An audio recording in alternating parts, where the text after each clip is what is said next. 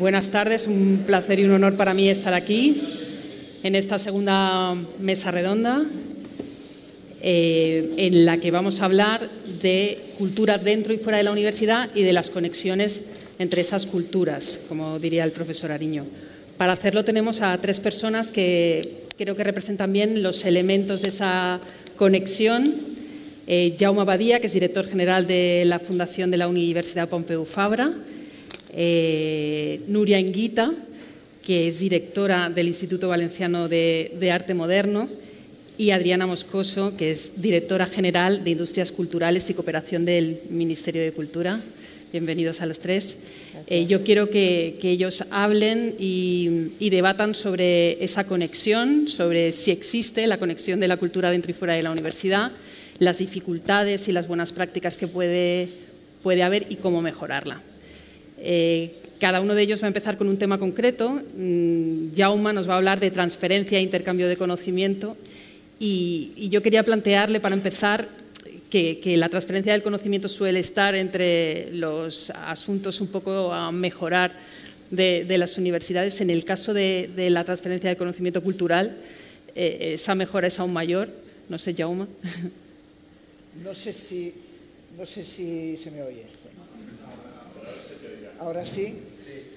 No sé si es peor, pero está mal, ciertamente. Yo creo que está un poco peor por algo que espero después tener oportunidad de mencionar, que es porque es más difícilmente monetizable o hay menos industria interesada.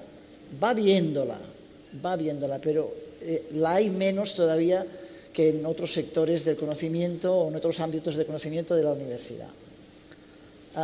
Si me permitís, yo quisiera encuadrar un poco, no para molestar ni al ministro ni a los académicos que estén aquí, pero creo que hoy que se ha publicado la ley, estamos en un momento, no sé si seminal, pero sí inicial. ¿Por qué? Pues se ha dicho, se ha metido, con perdón, se ha introducido con todas las de la ley en la ley, la cultura. Cuando recibí la invitación, a la que doy las gracias, por cierto, fui a ver la ley, y la ley en el artículo 2.2 dice la transferencia e intercambio del conocimiento y de la cultura al conjunto de la sociedad a través de la actividad universitaria y la formación permanente a lo largo de la vida del conjunto de la ciudadanía. Transferencia e intercambio del conocimiento y la cultura al conjunto. Ariño y González, en un artículo, en un papel largo que hicieron en 2020, publicado en Debats, yo quería empezar por las conclusiones del autodiagnóstico, porque me parece que son demoledoras, lo siento, porque todos son noes. No se identifica, no acostumbra, no tiene marca, no reúne grandes. Hay muchos noes. Era un diagnóstico bastante pesimista. Pero no voy a esto. Al final de este artículo hacían un ejercicio, un poco un divertimento, asociando cultura y universidad mediante las preposiciones de la lengua española. Bueno, pues creo que el artículo 2.2g, ministro, debería haber dicho transferencia e intercambio del conocimiento y de la cultura al y con el conjunto de la sociedad. Si es de lo que estamos hablando, de intercambio entre la universidad y la sociedad en términos de cultura. De modo que ya deberíamos haber empezado por poner dos preposiciones y no una, porque si no, estamos en un mundo, luego, si tengo oportunidad, no me quiero alargar ahora, lo voy a mencionar, estamos en un mundo que recurrentemente está como ensimismado, como encerrado en sí mismo. Es verdad que se están haciendo grandes esfuerzos, pero el simple hecho de que no sepamos si estamos hablando o que digamos que estamos hablando a la vez de cultura universitaria, cultura en la universidad, cultura desde la universidad, cultura con la universidad, formación a lo largo de la vida, extensión universitaria, para mí esto demuestra que estamos en un punto de indefinición. Yo espero que lo que la ley ha abierto, el desarrollo normativo no lo cierre y la iniciativa de las universidades lo consolide. Esta es, creo, la gran oportunidad que tenemos también en transferencia. No me voy a alargar más. Nuria, tú que eres directora del Instituto Valenciano de Arte, ¿es difícil para una institución cultural como la tuya la conexión con la universidad? Porque aparentemente desde fuera, desde la sociedad, en los medios incluso, están en áreas separadas. ¿Hay suficientes vías de colaboración entre los dos? Bueno, antes de empezar, quisiera agradecer a las personas que me han invitado y quisiera agradecerles porque no entiendo muy bien qué hago en una mesa de universidades. Por ello pienso que bueno, tengo que agradecer más el estar aquí. Pero bien, dirijo un museo que se llama Instituto Valenciano de Arte Moderno, y en ese sentido creo que es interesante para las personas que no conozcan el IVAM, que nace con una voluntad investigadora. Nace con una voluntad investigadora y con una voluntad también no local, internacional. Es el Instituto Valenciano de Arte Moderno, no de Arte Moderno Valenciano. Digamos que más allá de su nomenclatura es un museo que tiene una colección y que tiene digamos, una misión que es la misión de la política cultural de la Generalitat Valenciana en lo que respecta a la difusión del arte moderno y contemporáneo. Bien, dicho esto, bueno, yo llevo 2 años y medio en el museo y a mí sí me interesaba la conexión con la universidad.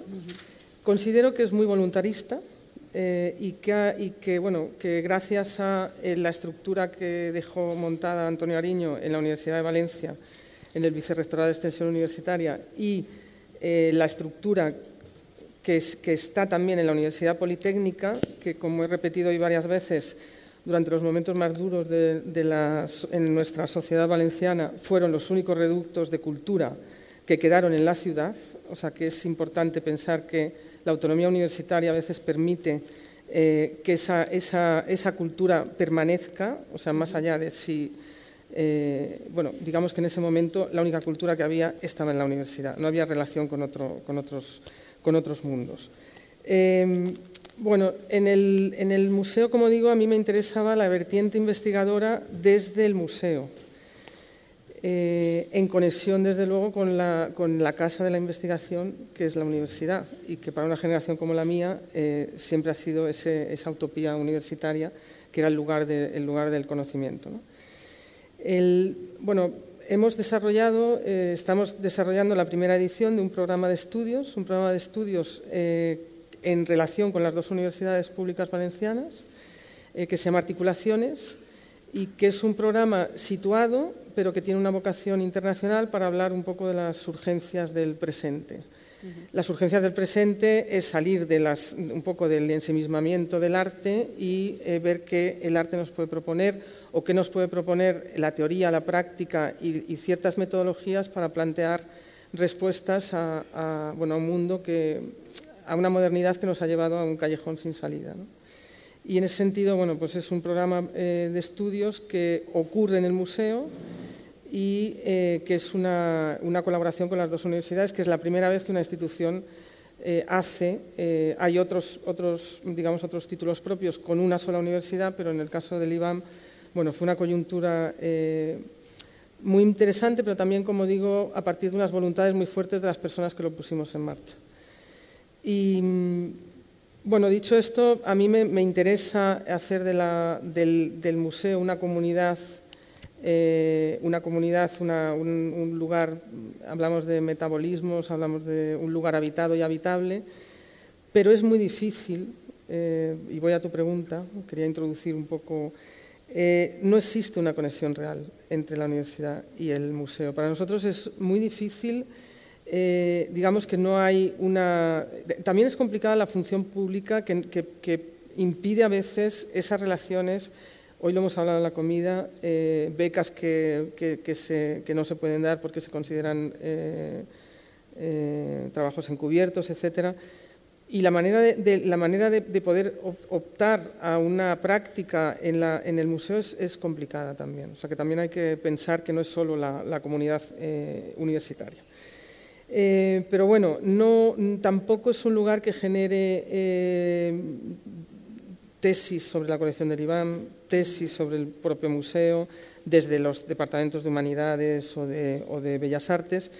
Y bueno, hay una dificultad también en que los currículums son muy estancos, los tiempos son muy cortos y bueno, es muy difícil establecer como lugares de encuentro, lugares de convivencia entre los museos, bueno, en este caso, instituciones culturales como la nuestra y la universidad. Adriana, que es la representante del Gobierno en esta mesa, ¿qué puede hacer o qué se está haciendo un poco desde la Administración para favorecer esa conexión que, como nos está contando Nuria, no es fácil? No sé si nos puedes explicar un poco. Bueno, muchísimas gracias también, lo primero, a los organizadores, al Círculo de Bellas Artes, al Ministerio de Universidades por la invitación. Yo también un poco desde mi posición, me siento un poco también como Nuria, intimidada por el foro y voy a intentar aportar desde una visión mía que yo creo que es muy práctica Uy, esto no sé si va bien. ¿Me oís? Se ha caído un poco. Bueno, se mueve un poco.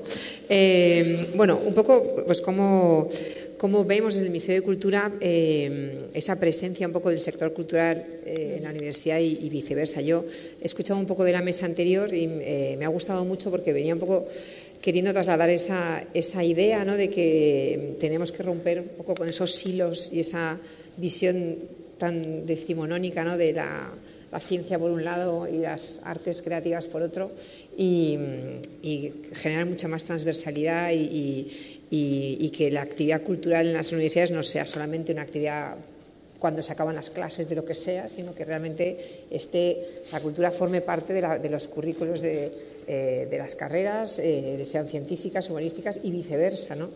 Yo desde la dirección general en la que estoy, que es una dirección, si queréis, un poco más aplicada, en el sentido de que se ocupa del sector cultural, pero desde una perspectiva más del sector económico, sí que vemos, por ejemplo, como hay algunos sectores como el de la animación, el de los videojuegos, el de la música también, por supuesto el audiovisual, que se están transformando y ahora se me va a oír como doble, ¿no? Porque que están realmente, cuando se enriquecen con la tecnología y viceversa, crecen muchísimo más y generan muchísimas más oportunidades de empleo, de encontrar soluciones, por ejemplo, en el ámbito de la medicina, ¿no? Estamos viendo cómo la animación, cómo el videojuego se está utilizando en ámbitos totalmente fuera de lo que pueda ser el sector cultural y, por lo tanto, bueno, pues todo lo que sea ir rompiendo un poco esas barreras y que la universidad sea un poco la que lleve la iniciativa y la vanguardia y lidere un poco esa transversalidad, pues vemos que tiene un resultado luego práctico muy beneficioso, ¿no?, para nuestra sociedad. Estamos trabajando, por ejemplo, con FECIT, gracias a que Horizonte Europa tiene esa visión, ¿no? Ha incorporado un pilar de industrias culturales precisamente en eso, ¿no?, en conectar muchísimo más arte y ciencia. Y bueno, ¿cómo podemos ayudar desde el Ministerio de Cultura a la universidad o viceversa en avanzar en todas estas cuestiones? Pues bueno, no es una solución que yo tenga aquí hoy así delante mío, pero sí que puedo dar algunos apuntes de por dónde estamos empezando a colaborar, ¿no? Hay un sector muy, digamos, más trabajado, también un poco por mi campo de especialización, que es el mundo un poco de la propiedad intelectual, ¿no? Donde la academia es tan importante, las facultades de Derecho han ido pues construyendo un poco toda la doctrina de la propiedad intelectual, que directamente es una competencia de este ministerio, y por lo tanto nos apoyamos muchísimo en la academia para cuestiones no solamente formativas, sino nosotros tenemos que hacer propuestas normativas y obviamente tenemos que mirar siempre a la doctrina y también para soluciones prácticas del día a día, como es nuestro comité de arbitraje y mediación en temas de propiedad intelectual, que está compuesto por académicos, ¿no? de la universidad. Luego también hemos visto, ¿no? en el análisis un poco que hacemos del tejido empresarial y profesional del sector cultural, que hay una gran carencia de conocimientos, de capacidades más del ámbito de la empresa, ¿no? Porque tenemos un sector que está básicamente compuesto por pymes, en un 80%, por autónomos, por creativos que tienen que dar ese salto y convertirse muchas veces en empresarios porque no les queda más remedio, porque el tejido empresarial de nuestro país, desgraciadamente, en nuestro sector sigue siendo demasiado frágil, ¿no? y que carecen de esa formación en ámbitos como la economía, como la dirección de empresas, y ahí estamos trabajando. Por ejemplo, en el marco del plan de recuperación, en el componente 24 hemos generado un proyecto con un importe de 3,5 millones de euros para becas para profesionales del sector de la cultura, sean gestores culturales, sean creadores, artistas,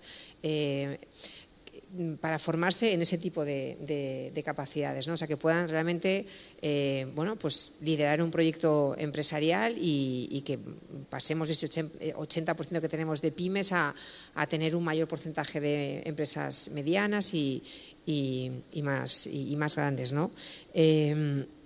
Tenemos también, por supuesto, digamos, la parte que está más vinculada no tanto a mi dirección general, sino en la que también participamos, ¿no? Pero todo lo que tiene que ver con esa parte también de, por supuesto, fomentar desde el Ministerio de Cultura el desarrollo de la investigación y de la creación per se, es decir, sin que persiga un fin, digamos, económico en primer término, y ahí, por supuesto, el intercambio y el trabajo con la universidad pues son fundamentales, pero es todo como una especie como de constelación, ¿no? de proyectos que tienen sentido por sí mismos, pero yo creo que tenemos que trabajar en darle a todo eso un mayor sentido global y realmente trabajar por un proyecto un poco más ambicioso, un poco en el sentido de lo que comentaba, ¿no? de lo que se hablaba en la mesa anterior, ¿no? De que realmente saquemos muchísimo más partido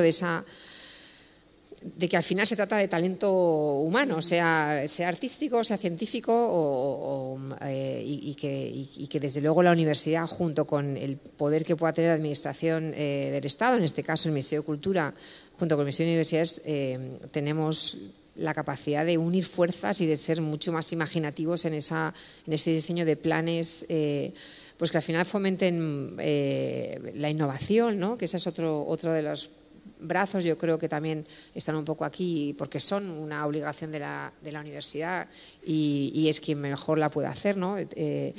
Ahí también, por ejemplo, el Ministerio de Industria pues es un aliado, ¿no? Porque todas las cuestiones de propiedad intelectual también están vinculadas a la propiedad industrial y ahí, pues conectamos un poco con esa parte más de innovación, ¿no? Quería incidir un poco sobre esto que planteaba ahora a Adriana de la falta de que haya una relación entre las propias universidades, por supuesto el mundo cultural. Se ha planteado aquí, que lo comentaba Antonio en la mesa anterior, que las facultades casi compiten entre ellas por las programaciones. Se quejaba también Nuria de que los currículos son muy cerrados. Quería abrir el debate a los tres. ¿Qué se podría hacer para mejorar ese aspecto que me parece clave a la hora de tanto difundir la cultura universitaria como de que haya mayor conexión entre el mundo cultural y la universidad? No sé quién empieza, Jaume. Si no os lo tomáis a mal, antes he dicho la universidad o las universidades viven un poco encerradas en sí mismas, en su microcosmos. Yo creo que la cultura debería proporcionarnos una oportunidad extraordinaria para sacar a las universidades de sus muros. Os voy a poner una vivencia. He trabajado 12 o 15 años en el Centro de Cultura Contemporánea en Barcelona. Tiene unos 400.000 visitantes al año. Se creó en 1994. Al cabo de un año o dos, aterrizó allí la Facultad de Comunicación de la Universidad Ramon Llull.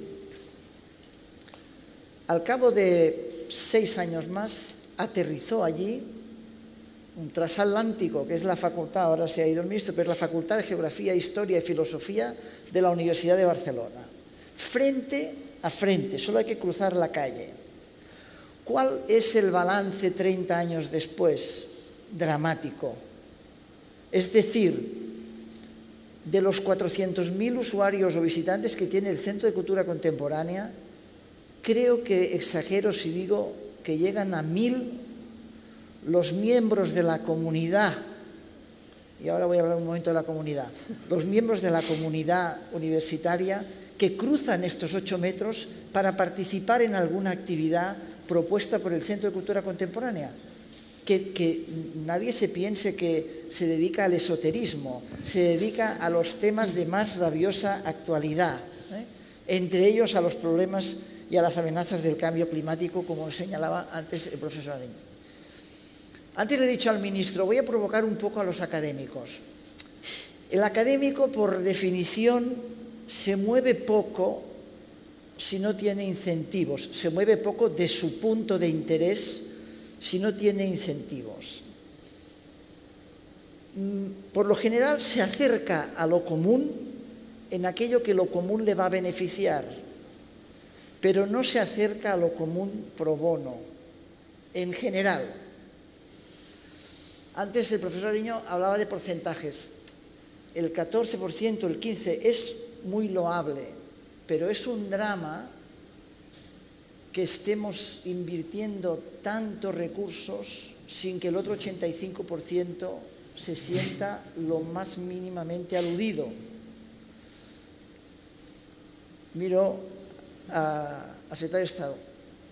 Si a un estudiante le cuesta al erario público, lo voy a redondear, 10.000 euros por curso, de los que él paga, lo voy a redondear, 1.000, 1.200.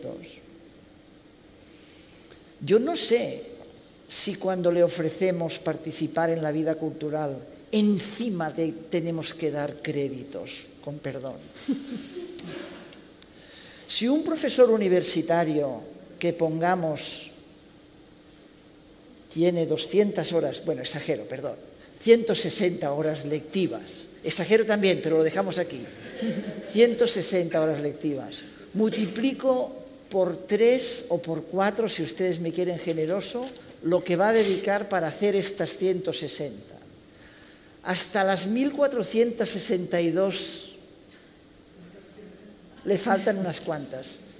Ya sé que va a dedicar muchas al laboratorio, también, pero ¿a ustedes les parecería exagerado que un profesor universitario dedicara a la causa de la difusión del conocimiento a la sociedad el equivalente a 25 horas profesor año? ¿Pueden sacar las cuentas de las miles y miles de horas que podrían invertir los verdaderamente generadores de conocimiento en la difusión de este conocimiento? Ya está. Voy a acabar con una precisión, voy a acabar saliendo por piernas. No, voy a acabar con una precisión sobre la comunidad. Tengo aquí a mi jefa de servicios culturales durante 9 años, que son los que he estado como gerente de la Universidad Pompeu Fabra. Nosotros decimos comunidad porque nos gusta poner en una misma bolsa al PAS, al PDI y a los estudiantes. Los estudiantes son nuestros usuarios, clientes, son el objeto de nuestro trabajo. Es un grupo humano, un colegio electoral, decimos, que se renueva a razón del 20% cada año, mientras que los demás miembros de la comunidad, que son los que generan el conocimiento y los que acompañan para que esto sea posible, si pueden, están allí toda su vida laboral. Entonces, no podemos, en serio, no podemos. Hay cosas del ambiente cultural de una universidad que las debemos compartir, pero creo que deberíamos pensar de verdad qué queremos transmitirle a este estudiante que vamos a tener durante 5 años, pongo 4 más 1, 5 años. ¿Qué es lo que le queremos transmitir, además de lo que le vamos a enseñar, además de educarle para la ciudadanía, además de alimentar su espíritu crítico? ¿Qué más valores queremos? Y definirlo, casi diría, dentro del programa.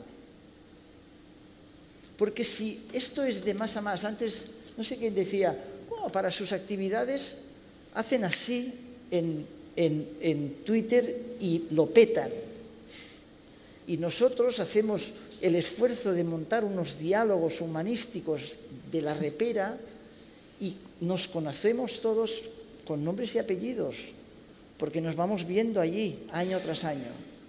Entonces, creo que, perdón, me estoy alargando demasiado, creo que deberíamos, ahora como la ley nos ha abierto esta oportunidad, deberíamos parar un momento y decir, vamos a definir qué es lo que queremos para nuestra comunidad en el sentido más amplio, qué es lo que queremos para el grupo más numeroso de nuestra comunidad, que son los estudiantes, y qué es lo que queremos transmitir a la sociedad y salir fuera. Salir fuera.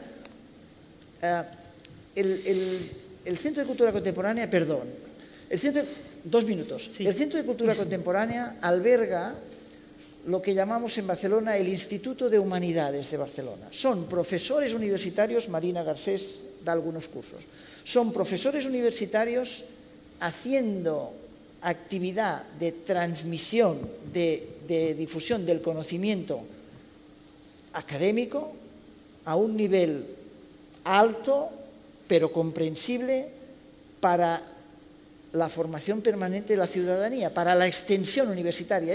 Es heredado este concepto de extensión. Es un éxito. Aquello mismo hemos intentado trasladarlo al Salón de Actos de la Universidad Pompeu Fabra y el éxito es perfectamente descriptible, con momentos fantásticos, pero no es lo mismo. ¿Por qué? Porque estamos allí los que estamos allí y no conseguimos que vengan 300 ciudadanos de la calle a una actividad cultural que hacemos dentro de nuestros muros. Tenemos que ser nosotros que salgamos fuera. No hablaré más en clase. Nuria, tú que te quejabas de la rigidez, no sé si... Sí, bueno, yo realmente suscribo algunas cosas, otras no es que no las suscriba, pero no me afectan tanto. Bueno, yo desde el lado del proponente de cultura, digamos, hacemos todo lo posible para incorporar a los estudiantes y a toda la comunidad. Bueno, yo me estaba recordando cuando yo estaba en la Fundación Tapies que efectivamente bueno, trajimos por primera vez en Cataluña y en España a Alan Sekula y la universidad nos pidió que por favor diera una conferencia en la universidad. Y yo dije, bueno, pero si la va a dar en la Fundación Tapies, que está a 5 paradas de metro, bueno, en bici no había tanto entonces. Pues no hubo manera, no hubo manera. Al final dije, bueno, puede dar una conferencia en la universidad y al día siguiente la puede dar en la Fundación Tapies. Es verdad que es otro público, pero entonces yo pensé, ¿cómo puede ser otro público? Si estas personas de humanidades, de arquitectura, de sociología, de economía, porque bueno, Alan Sekula es un artista que no es, que puede llegar a muchos. Pues eso hablé con las personas que lo organizaban y porque bueno, también me hicieron entrevistas personas de la universidad, estudiantes, y yo al final les pregunté, pero ¿por qué no vais a los museos? Y entonces me llamó mucho la atención que me dijeron, es que nos defrauda mucho la universidad. Y yo dije, bueno, pues sí que es grave, porque claro, yo viniendo de una generación que cuando yo era joven, lo único que ocurría fuera de la universidad era en esta casa una serie de cursos que se hacían, que eran los únicos que se hacían y veníamos como en peregrinación. Bueno, pues viendo la actividad, me imagino que la relación tiene que ser también, o quizá también los proponentes tendríamos que cambiar en el sentido de esa idea de trabajar en los currículums, trabajar conjuntamente. Tuvimos otra experiencia también con la Universidad de Historia, que fue una exposición que estábamos haciendo en la Fundación Tapies, trabajar con una clase durante todo el curso. Eso funcionó, no funcionó del todo, pero funcionó como metodología, yo creo. No funcionó tanto como resultado, pero bueno, tampoco creo que sea tan importante si el cuento o la fotografía era, pero sí funcionó como, yo creo que como metodología sí funcionó.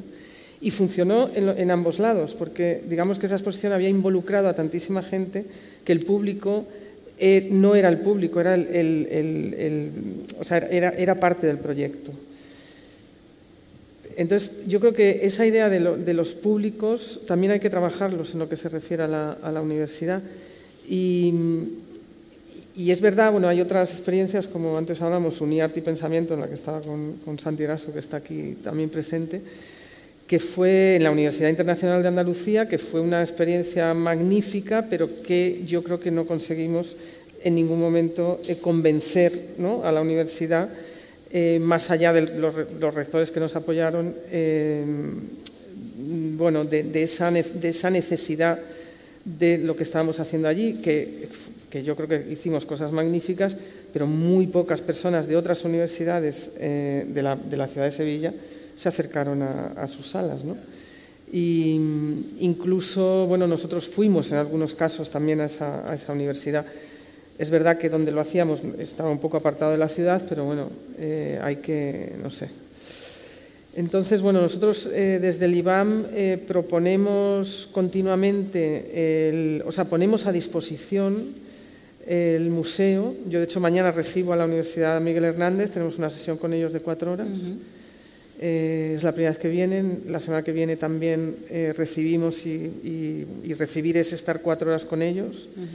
Hay unas universidades que van viniendo, pero digamos que hay que trabajar, yo creo que hay que trabajar pues quizá en estancias de investigación, en proyectos que vayan más allá del momento puntual de la visita, ¿no? En algo que pueda transformar, no necesariamente a gran escala, pero sí de una manera más quizá homeopática, y ir trabajando en esos huecos, en ese tercer espacio que me gustaría a mí llamar, entre la universidad y el museo. No sé si Adriana quiere plantear algo más. Sí, bueno, yo estaba escuchándoos atentamente y yo creo que tanto la universidad como la administración pues son instituciones con una burocracia, ¿no?, y una rigidez que por un lado son importantes, ¿no?, porque es, bueno, la manera de garantizar que los procesos avanzan y que se asegura una igualdad de acceso y oportunidades, pero claro, muchas veces nos limitan un poco, ¿no?, y también te acomodan, porque pues puedes seguir un poco en esas dinámicas y nunca salir de ahí, ¿no? Entonces yo creo que esto último que has dicho, Nuria, encontrar esos espacios, un poco esos vacíos, ¿no?, y ocuparlos y romper un poco con las tendencias que han venido siendo hasta ahora, y buscar esa transversalidad que he dicho antes y que yo creo que es fundamental, ¿no?, buscar otras maneras de colaborar en donde, bueno, pues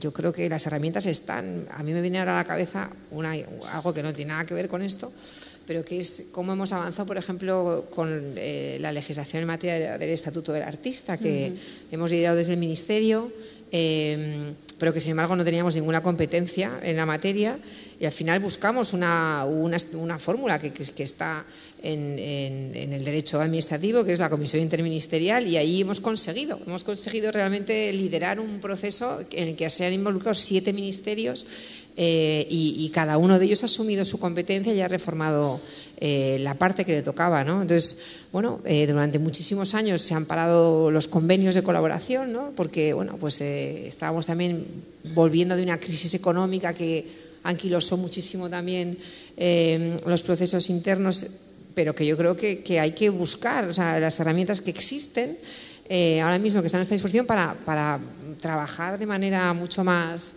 transversal y colaborar muchísimo más. Nosotros, por ejemplo, tenemos un poco pensando en esos espacios así que se crean, tenemos un foro que es el Foro de Cultura y Ciudadanía y el Foro de Cultura y Ruralidades, que empezó muy tímidamente intentando pues desde la cultura abordar los grandes temas sociales del momento, ¿no? Como pueda ser el reto demográfico, como pueda ser el medio ambiente, como pueda ser el último Foro de Cultura y Ciudadanía que lo celebramos en Sevilla. El tema eran las periferias un poco de todo tipo, o sea, las geográficas, pero también las corporales, es decir, cuando te sientes, ¿no? De una manera que no es la manera tradicional binaria, ¿no? En fin, que hemos abordado cuestiones en las que, por supuesto, la universidad ha estado ahí. Hemos tenido académicos, profesores de universidad que han venido ya, que están investigando en todo tipo de esas cuestiones y que han participado en estos foros en donde estamos la administración, está la sociedad civil, está la universidad, y bueno, pues es un espacio que en 5 o 6 años ha conseguido generar unos diálogos y unas sinergias, traer también gente de fuera, es decir, que también participan universidades que no son españolas y ejemplos de iniciativas cívicas que vienen de fuera. A mí me parece que la única solución es siempre salirte un poco del molde, ¿no? Y buscar los espacios que te permitan avanzar, porque es que si no ya nos conocemos, ¿no? Lo que hay y sabemos los límites de lo que hay, ¿no? Por lo tanto, pues seamos un poco iconoclastas. Decía Jaume antes que los estudiantes son el objeto de nuestro trabajo. Hablaba Nuria un poco de la dificultad de atraerles, de que participaran en determinadas actividades culturales, si eran fuera de la universidad. Si se computara la cultura de alguna forma dentro de la formación de los estudiantes, algunas universidades lo hacen, ¿creéis que eso sería una ayuda? No sé, transformemos el bono cultural en créditos universitarios o algo así. No sé si os parece una vía a trabajar, a mejorar, Sí, quizás sí. Pero yo creo que, vamos a ver, el estudiante universitario, cuando entra a la universidad, tiene un foco.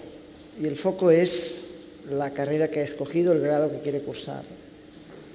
Aparte de esto, lo demás debe ser lúdico, festivo y son más deportivo también, pero entra dentro de lo lúdico, Yo creo que lo cultural debe estar incluido con naturalidad en su formación, debe estar incluido. El rector con el que yo trabajé, Jaume Casals, es un filósofo. Un día, voy a contar 2 cosas que nos propuso él. Un día él dijo: me gustaría que esta universidad solamente tuviera una puerta de entrada y 24 puertas de salida. Y nos lo miramos y él decía: sí, yo quiero que vengan estudiantes a la Pompeu Fabra porque quieren estudiar en la Pompeu Fabra, y el primer año todos deberían tener, esto es muy antiguo y es muy tradicional, todos deberían tener una formación bastante más generalista, y a partir del segundo curso deberían coger el carril por el que van a salir, pero han entrado todos por el mismo, y durante el primer año se relacionan. Lo intentamos en un grado que le llamamos grado abierto, y como todos los pilotos, como piloto es un éxito, pero un piloto que dura más de 3 años es un fracaso disimulado o enquistado. Sí, porque ya no es un piloto, ¿no? Otro ejemplo. Un día nos dijo: yo quisiera que todos los estudiantes de la Pompeu Fabra, hagan la carrera que hagan, se vayan, después de graduarse, habiendo leído 6 o 7 libros. Y entonces nos dijo El príncipe de Maquiavelo, Bartleby, el escribiente de Melville, Cándido de Voltaire, Una habitación propia de Virginia Woolf este año. Y tiene sentido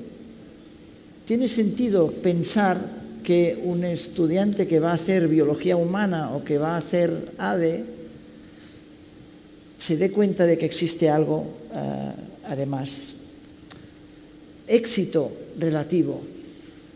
Éxito relativo. ¿Por qué? Pues porque un año editamos, Gemma García me va a corregir, imprimimos 5.000 o 6.000 o 7.000 copias y no sé las miles de copias que todavía hay en un almacén. Por eso digo, debe estar allí. Si no está allí, difícilmente se van a acercar. Más que los verdaderamente motivados o movilizados, que son una minoría extraordinaria. Pero vuelvo a insistir, invertimos 10.000 euros de dinero público en cada estudiante cada año. Y es una cuestión de responsabilidad de cómo gestionamos este dinero público. Y perdón que me salga la vena de gerente, pero es que esto es duro. Adrián. No, bueno, estoy totalmente de acuerdo.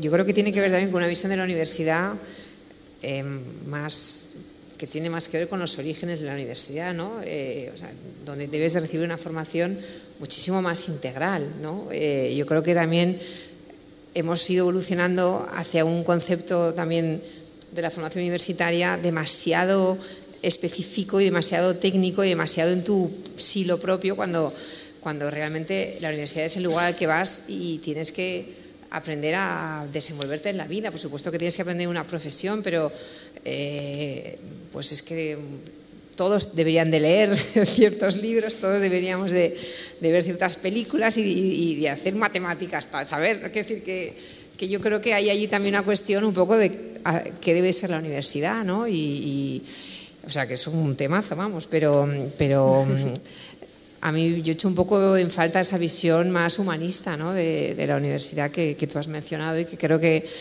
estamos un poco yendo a una tendencia un poco en el otro sentido, ¿no?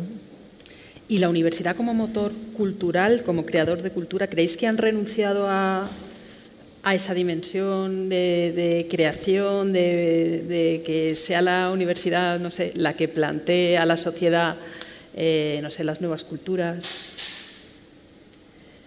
Yo creo que no ha renunciado, pero no salir, no querer salir o no tener costumbre de salir puede tener como consecuencia que no te llamen para que salgas, que no te esperen y que den por descontado que tú vives en tu mundo y se entra allí y se sale al cabo de un tiempo.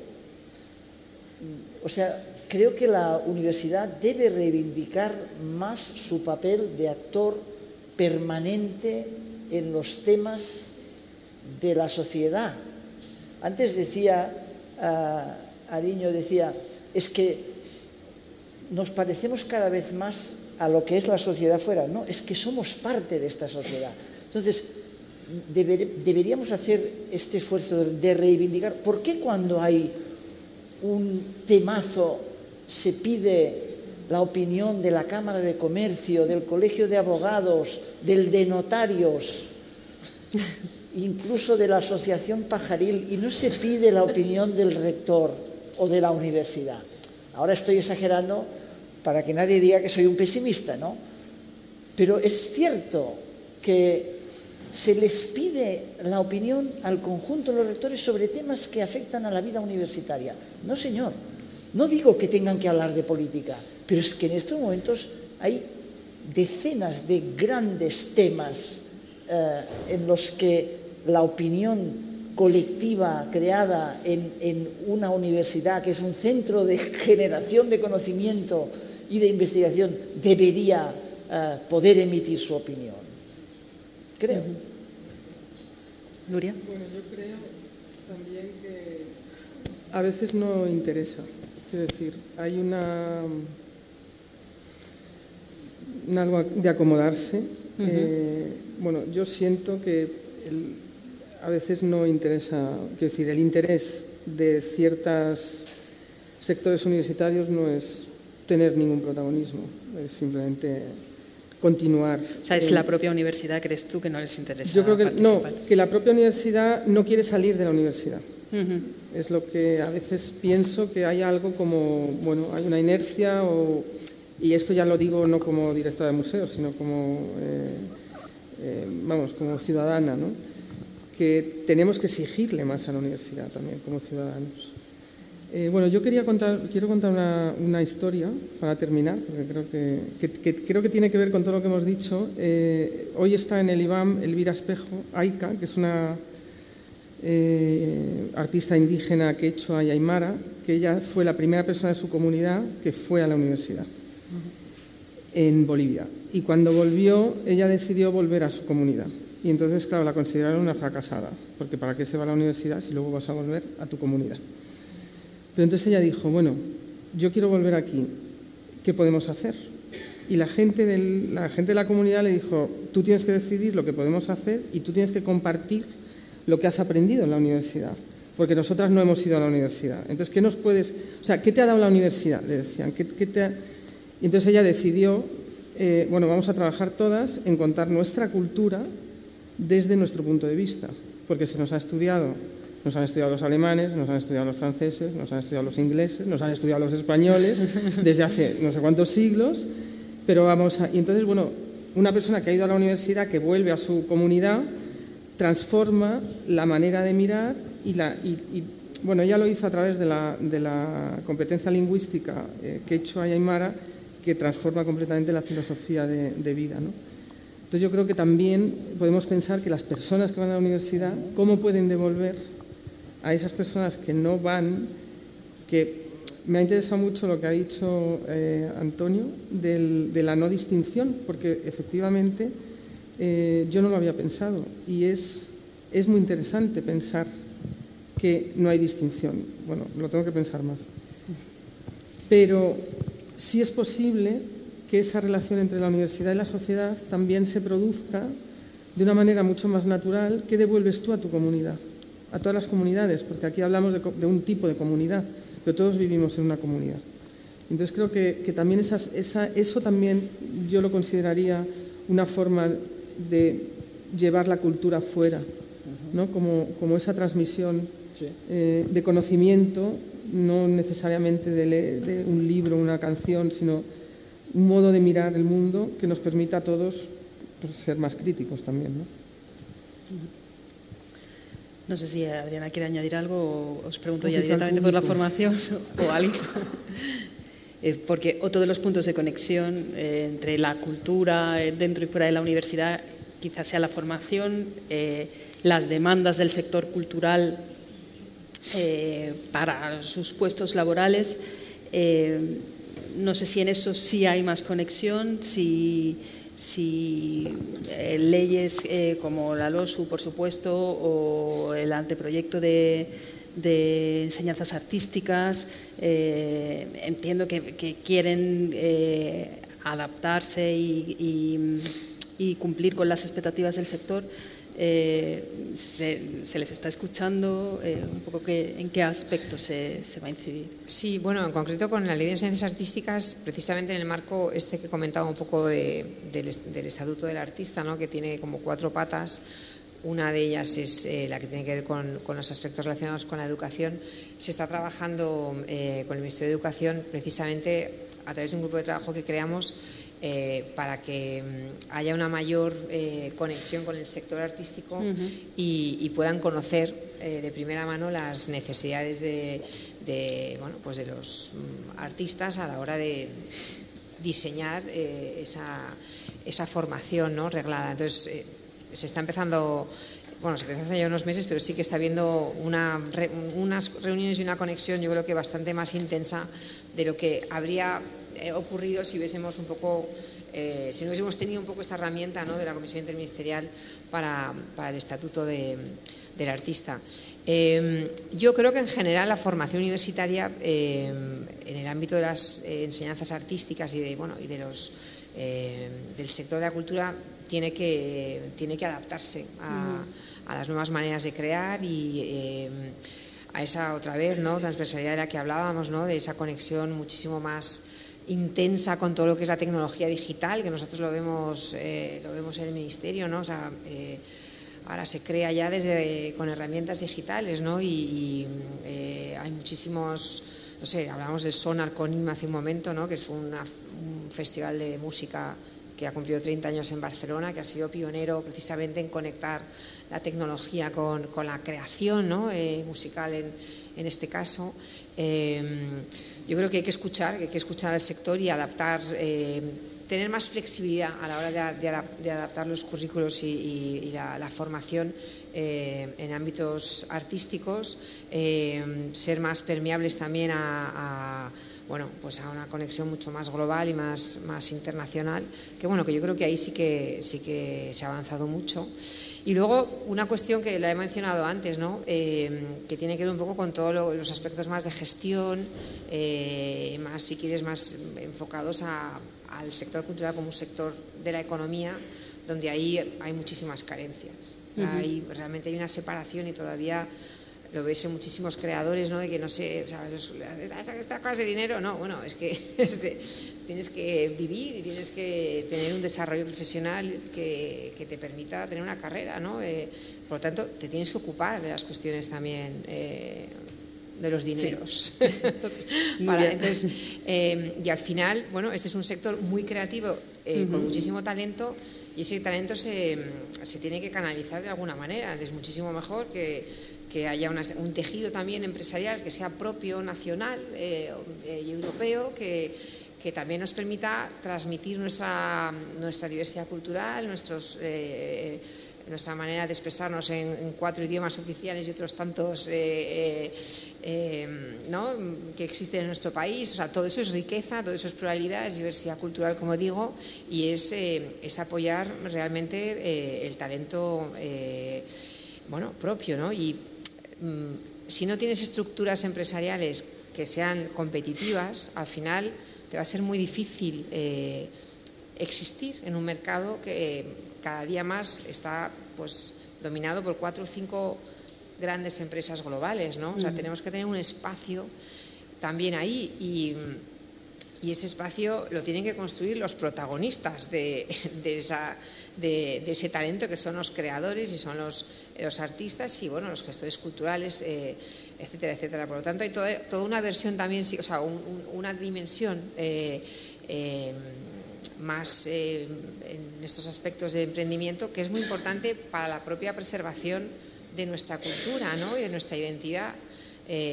Y ahí vemos muchas carencias. Entonces, bueno, hemos apostado, ¿no?, por este proyecto de plan de recuperación precisamente para formar mejor en capacidades empresariales que no tienen por qué estar, por supuesto, reñidas con la formación humanística o científica, ¿no?, que comentábamos.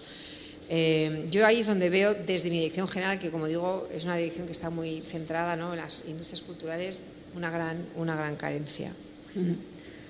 Nuria, ¿el sector cultural se siente escuchado? No, le pregunto. ¿Dónde estoy yo? Bueno, sí, claro. Sí, yo creo que se está trabajando duro en el estatuto, por ejemplo, del artista. Yo tengo colegas que están en las mesas de negociación y sí, bueno, son instrumentos absolutamente necesarios. El problema, desde mi punto de vista, es que no hay trabajo tampoco para las personas que salen de la universidad y que quieren trabajar en cultura. Las estructuras son muy rígidas también. Bueno, hay formas... toda la administración, digamos, tiene una rigidez que es muy difícil transformar. Entonces, bueno, todos los esfuerzos son muy bienvenidos, pero creo que también hay una cuestión administrativa en nuestro país que tenemos que empezar a trabajar. Pero eso sería motivo de otro simposio.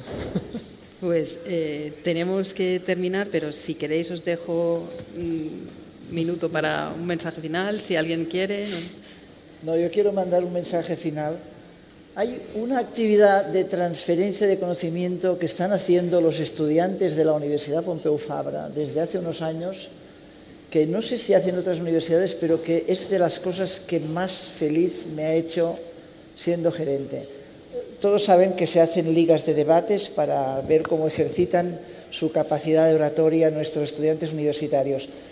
La Pompeu Fabra lleva a cabo sesiones de su liga de debates en las cárceles de Cataluña, con internos. Y la experiencia está siendo de ponerse la carne de gallina cada año. Porque van nuestros estudiantes, con algunos de nuestros profesores y con algunos de los profesionales que invitamos, van nuestros estudiantes a tener esta experiencia con los presos.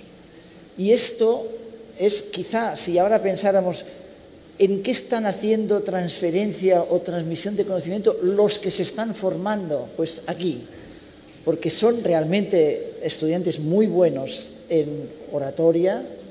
Tiemblo viendo a algunos de estos estudiantes de derecho cómo se mueven defendiendo una cosa y la contraria, tiemblo pensando en el futuro, pero van y transmiten este conocimiento, estas habilidades a los presos en las cárceles catalanas, y esto es para sentirse orgulloso, ¿verdad? Gracias. Nada, muchas gracias a todos. Gracias a los tres.